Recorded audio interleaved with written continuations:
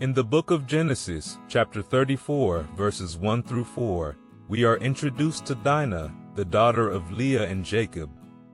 She ventures out to visit the women of the land, and it is here that Shechem, the son of Hamor the Hivite, sees her and violates her.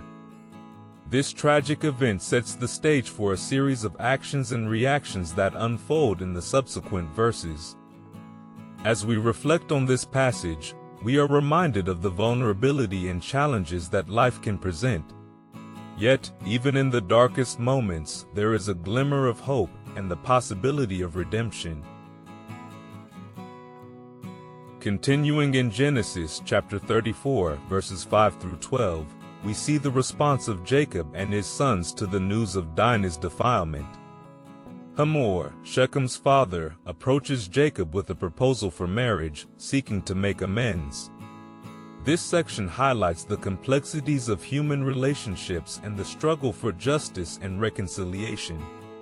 It is a reminder that in our own lives, we must seek understanding and strive for peace, even when faced with difficult circumstances. In verses 13 through 24 of Genesis, chapter 34, Jacob's sons deceitfully agree to Hamor's proposal, demanding that all the men of the city be circumcised. This act of deception reveals the deep-seated anger and desire for revenge that can consume us when we are wronged. It serves as a cautionary tale, urging us to seek forgiveness and healing rather than allowing bitterness to take root in our hearts.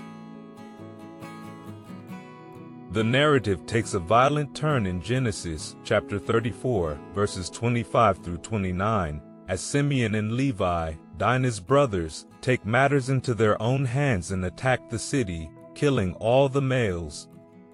This act of vengeance, while understandable in its context, ultimately leads to more pain and suffering.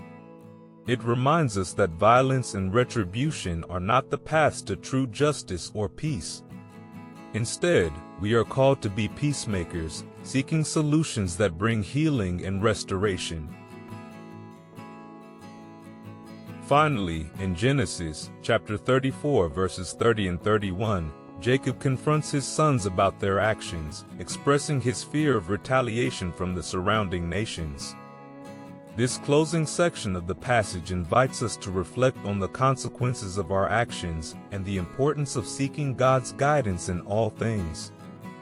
It is a call to trust in divine wisdom and to pursue paths that lead to peace and harmony.